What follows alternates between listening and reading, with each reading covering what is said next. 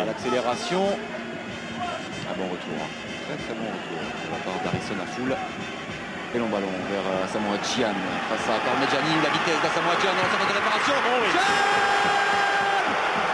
Piqué dans les arrêts de jeu, l'Algérie. Il jouait avec le feu depuis quelques instants. Il se mettait en danger. Le meilleur buteur de la sélection ghanéenne offre la victoire probablement à son pays. Asamoah Gyan pour son 46e but en sélection. Incroyable, incroyable dénouement, exactement l'inverse de l'autre jour.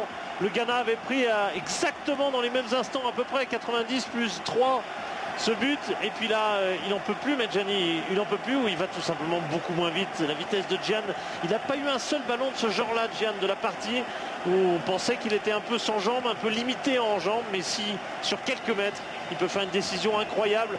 Ensuite, il ajuste en plus superbement le tir croisé. Et le capitaine, la vedette de cette équipe ghanéenne, eh bien, est au rendez-vous pour relancer complètement le Ghana dans ce groupe et peut-être enfoncer l'Algérie, parce que ce groupe devient très complexe pour tout le monde. À la minute où nous sommes, il y a 3 équipes à 3 points. Et un match évidemment à jouer ce soir. Le Ghana est un scénariste hors pair, battu dans les arrêts de jeu lors de la première rencontre et probablement vainqueur dans ces mêmes arrêts de jeu face à l'Algérie, dans ce duel de favoris du groupe bien sûr, mais plus largement dans ce duel de favoris de la Coupe d'Afrique des Nations. Non, le Ghana n'est jamais à terre dans une compétition, jamais, et ils viennent de le prouver. Ils ont un mental d'acier. C'est vraiment leur truc. Ils ne faillissent jamais quand c'est le grand rendez-vous. Alors évidemment, ça tient un peu de choses, hein. Ils marquent à la 93e, mais ils étaient là dans ce rendez-vous, alors qu'on pouvait penser qu'ils étaient atteints après le premier match.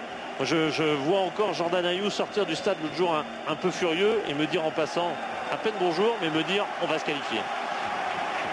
En tout cas, l'espoir est toujours permis grâce à Asamoah Gyan. Il y a 5 jours à peine, il était cloué au lit par une crise de paludisme.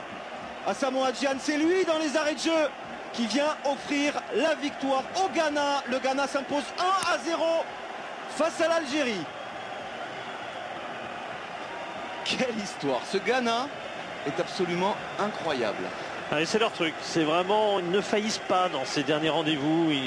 On n'a quasiment pas trace de rendez-vous manqués. Les matchs décisifs de qualification, le dernier match de groupe, celui qui doit décider, eh bien à chaque fois ils sont au rendez-vous. Alors vous me direz non, ils ne sont pas au rendez-vous parce qu'ils ratent leur demi-finale, ils ratent la finale, ils ne passent pas l'étape décisive.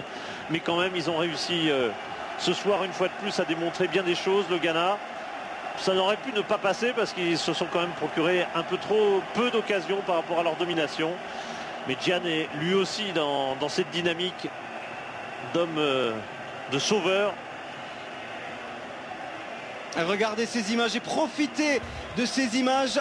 Mais Saoud, le Ghana vient, c'est certain, de relancer complètement ce groupe C, le groupe que l'on avait annoncé dès le départ comme le groupe le plus relevé. Jusqu'au bout, il va y avoir du suspense.